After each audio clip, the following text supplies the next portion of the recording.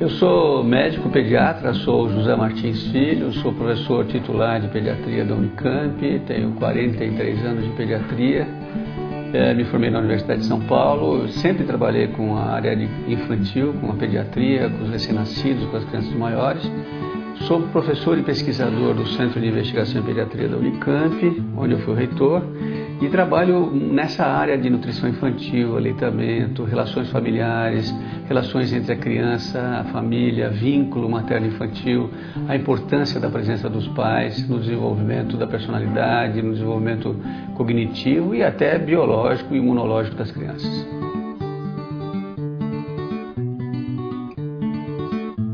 É óbvio que o mundo moderno faz com que as pessoas precisem trabalhar e frequentemente ambos os pais trabalham, mãe e pai. Não é como alguns anos atrás em que as mulheres podiam ficar mais em casa, mas a evolução da sociedade, a necessidade da mulher participar do mercado de trabalho fez com que fossem mudando essas relações, né?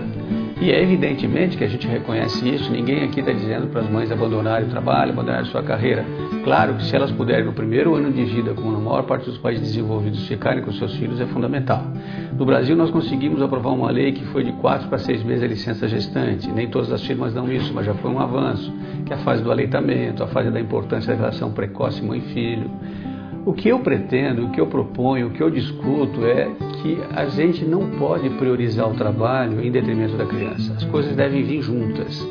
A mãe que precisa trabalhar precisa entender que ela precisa, infelizmente, ter tempo com o seu filho. Se possível, almoçar com ela. Se não possível, de vez em quando dar uma escapadinha na creche, vai conversar com as professoras. Finais de semana, ir com essas crianças para um lugar agradável, brincar. O que acontece é que a maior parte dos pais, eu há pouco tempo tive uma criança que me falou isso de 5 anos, eu perguntei se ela passeava com o papai e com a mamãe, ela disse, então sábado a gente vai no shopping, domingo no supermercado. Quer dizer, não é isso. Ela precisa realmente dar atenção específica para a criança. Há trabalhos mostrando no mundo inteiro que em alguns lugares os pais dão menos de 10 minutos por dia para o filho, 1 hora no máximo, e sempre correndo, achando que a qualidade é que interessa. Que eu depois quero falar um pouquinho, que é muito discutível essa qualidade versus a quantidade.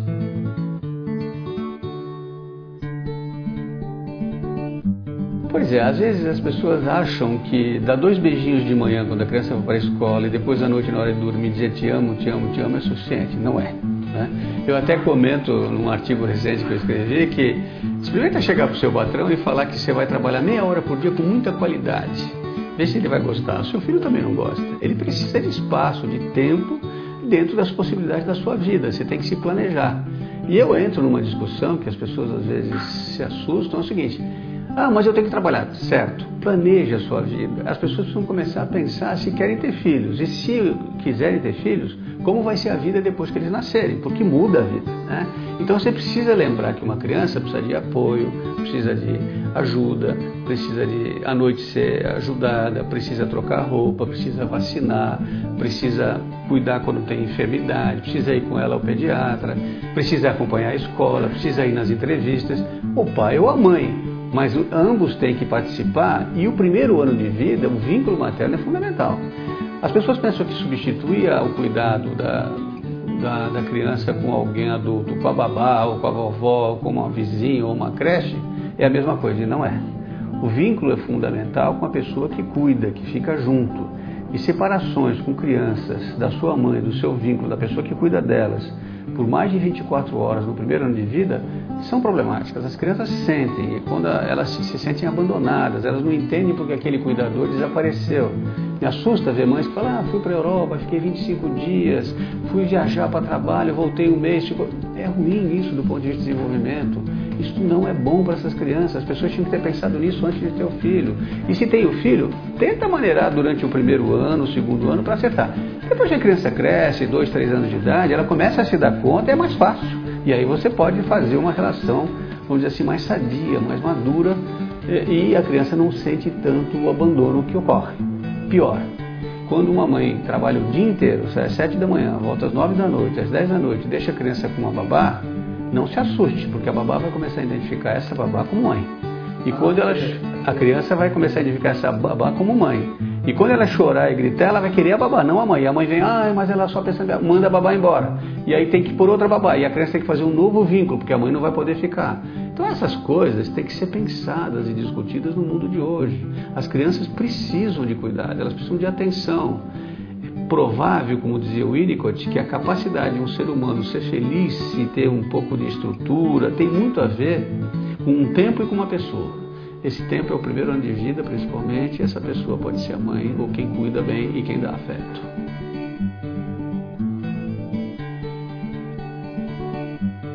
É evidente que o pai é fundamental. E é evidente que ele tem que participar da educação do filho. É evidente que ele tem que ajudar a mãe a cuidar do seu filho. E hoje em dia vamos dizer assim, politicamente correto, o pai está lá, ajudar a trocar fralda e tal. Só que o pai não pode amamentar, ele não tem seio. O pai não deu à luz, o pai não gestou. A relação do bebê com a mãe nos primeiros meses é mais intensa. O pai tem que participar ajudando essa mãe, mas não adianta achar, pelo menos de uma maneira muito genérica, que nos primeiros meses de vida o pai assume tudo, dá mamadeira, tal, com todos os problemas de dar o leite artificial, e é a mesma coisa. Não é a mesma coisa. A relação do bebê com a mãe, com a sua pele, com o seu coração, com aquela frequência cardíaca que ele ouvia dentro do útero é muito importante. E o pai vai aparecendo e sendo fundamental a partir do primeiro ano, mas desde o começo ele tem que ajudar. Se você colocar um bebê num lugar e que ele ouça duas vozes, se uma for masculina e uma feminina, ele tem uma tendência maior a ouvir mais a voz feminina, que é que ele ouvia mais que a outra. Se uma dessas mulheres for a mãe, ele vai tender a olhar mais para essa mãe. Isso é um trabalho interessante, das relações muito intrínsecas do bebê ao nascimento. E ele vai se desprendendo, pouco a pouco ele vai se afastando.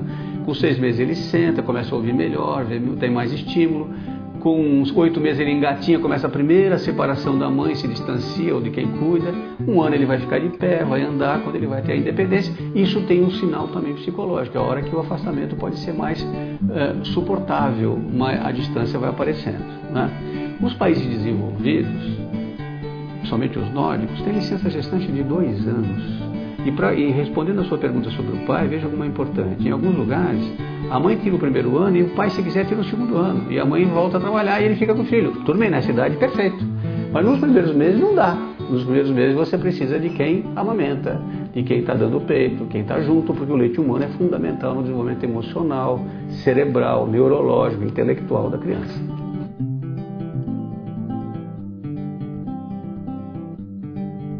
Bom, esse é um livro que apareceu na minha cabeça à medida que eu fui amadurecendo minha vida profissional, né? São 40 e poucos anos, há 5 anos atrás eu comecei a pensar muito nesse assunto. Eu comecei a perceber, depois de escrever muito para criança, para mães, vários livros, que nós estamos num momento diferente. Mudou um pouco a maneira de atender as crianças. Eu que fiz puericultura e consultório o tempo todo e até hoje faço da mesma maneira, que via crianças sadias, que via pessoas que me traziam as crianças para conversar comigo sobre nutrição, alimentação, vacinação, desenvolvimento infantil. De repente as pessoas começam a trazer as crianças só quando estão doentes, né? Então o pediatra, em vez de ser um puericultor também, um preventivista, acaba sendo mais um tratador de infecções, de doenças graves, etc., que é fundamental que ele o faça. Mas a puericultura, o cuidado com a criança sadia, a pediatria da criança sadia, começou a diminuir, a desaparecer. Eu comecei a perceber que isso se devia a vários fatores. E um deles é que as pessoas não tinham mais tempo nem de trazer os filhos ao pediatra. Porque as pessoas deixavam as crianças em creches precocemente, porque outras pessoas cuidavam, porque não tinham tempo de se preocupar, só iam com o filho no pronto-socorro às 10 horas da noite, quando chegava em casa do trabalho, porque ele estava doente. Então não havia uma medicina desse tipo. E essa expressão criança terceirizada nós acabamos criando porque eu percebi que era uma tendência que estava aparecendo cada vez mais de pessoas terem filhos, entregarem para alguém cuidar e viver sua vida. É frequente você ouvir pessoas, essa semana ainda conversei com algumas que me ligam, vêm minhas entrevistas. Ah, não, eu dou 1 hora por dia para o meu filho, eu saio de manhã, vou para o trabalho, volto, à tarde eu vou malhar, eu chego em casa às 10 horas, babá que se vire, eu não estou aqui para isso, não tenho paciência. É como se as pessoas não tivessem mais tempo de se dedicar aos filhos, de amá-los, de dar afeto, de ser feliz com a felicidade de outro. E eu cheguei a ter a coragem de dizer uma coisa que é altamente polêmica, eu concordo, e que é preciso saber se você quer ter filhos. Será que é preciso ter filhos? Se você não está afim de trabalhar, de cuidar, de ficar em cima dessa criança, de ajudar, de conservar, de dar um seu tempo para ela, então você pense 2 vezes, planeje a sua vida para você não ter uma criança terceirizada com todas as consequências da terceirização.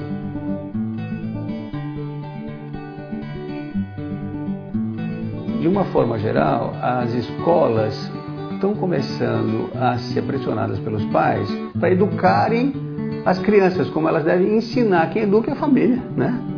Quer dizer, quem tem que ensinar a tirar a fralda, quem tem que ensinar a amamentar e depois passar para o leite no copo, não deixar uma mamadeira até 3, 4 anos de idade com todas as consequências nefastas, quem tem que ensinar boas maneiras, quem tem que ensinar a mesa, usar talheres, se comportar, ter afeto, falar com as famílias, é a família, não é a escola. As famílias não podem delegar essas coisas para a escola. A escola tem que alfabetizar, tem que socializar, tem que mostrar as relações com outras crianças, com outros adultos. Mas o pai e a mãe têm que educar, tem que saber pôr limite. No outro livro meu, Cuidado, Afeto e Limites, eu falo isso. Quer dizer, na verdade, as crianças terceirizadas e, entre aspas, abandonadas, são crianças sem limites. Porque as pessoas chegam em casa e não querem nem brigar com o filho. Eu já fico fora do tempo, não, deixa ele fazer, tá, por favor, ele vai gritar, não fala nada. E aí tem famílias que me ligam, eu não vou dizer para ele que não pode, porque aí ele chora, não tem paciência, né? Tem gente que não tem paciência com criança e virou pai e mãe. Foi uma gravidez indesejada, foi de repente, bom, mas trabalha essa questão. Ou você teve um filho porque quis, por que você está agora com essa situação? O que está acontecendo? O que está acontecendo com a ansiedade familiar, com a ansiedade conjugal? Onde é que está entrando essa importância da relação da criança, da escola e da família? E hoje a gente sabe que os primeiros anos de vida são fundamentais no desenvolvimento da personalidade. É provável, tem muitos pesquisadores dizendo isso, que a gênese da violência urbana, desse mundo louco que nós estamos, não é só por problemas socioeconômicos, não é só por falta de verbo, não é só por falta de condições, é falta de amor, de afeto. Porque tem muita gente pobre que vive em condições ruins, mas tem afeto, tem amor e é calmo, tranquilo e vive a vida dele, vai se adaptando. E tem muita gente rica, pelo contrário, muita violenta, porque também não tiveram pai nem mãe, né? Não tiveram ninguém que mostrasse afeto, que ficasse junto. Então eu sou uma pessoa que hoje carrega um estandarte da consciência paterna e materna da necessidade de acompanhar o filho que você pôs no mundo. Isso é fundamental para a própria sociedade.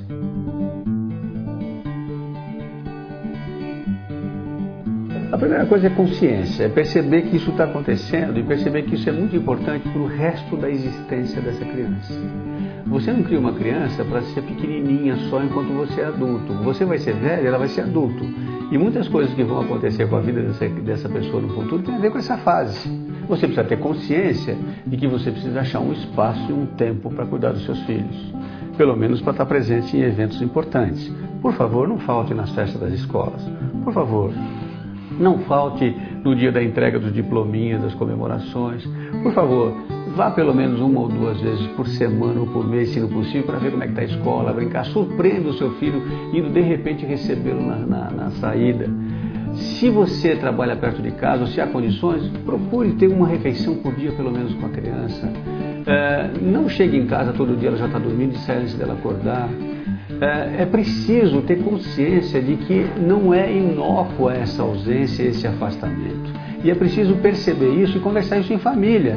Porque, inclusive, às vezes, essas não atitudes de cuidar dos filhos acabam, a longo prazo, levando o casal a situações graves, até de separação. Uma coisa que eu vejo com muita frequência no meu consultório, hoje em dia, é aqueles casais que têm um filho só e é evidente que um queria um filho e o outro não.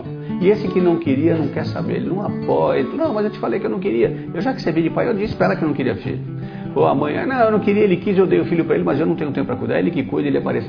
Então isso é uma coisa que não é tão simples assim. E as pessoas precisam perceber que a maternidade tem que ser consciente, né? Você não pode botar crianças no mundo se você não vai poder viver com eles um pouco. A maior parte das pessoas consegue fazer essa adaptação e consegue, às vezes, parar para pensar e tomar atitude de presença. Nos fins de semana, passeie com seus filhos. Não leve eles só para o supermercado e para o shopping. Vá a uma praça, vá a um jardim. As pessoas dão brinquedos para as crianças e não brincam com as crianças. O pai chega em casa cansado, ele quer ver o Jornal Nacional e fica no jornal e a criança brincando. Ele, peraí, filho, tal. Senta com o menino, brinca um pouco com ele. Vai atrás, chuta uma bola no quintal ou lá fora, ou embaixo, no playground, em algum lugar. Ele precisa sentir que ele é amado. A criança precisa se sentir respeitada, amada e priorizada.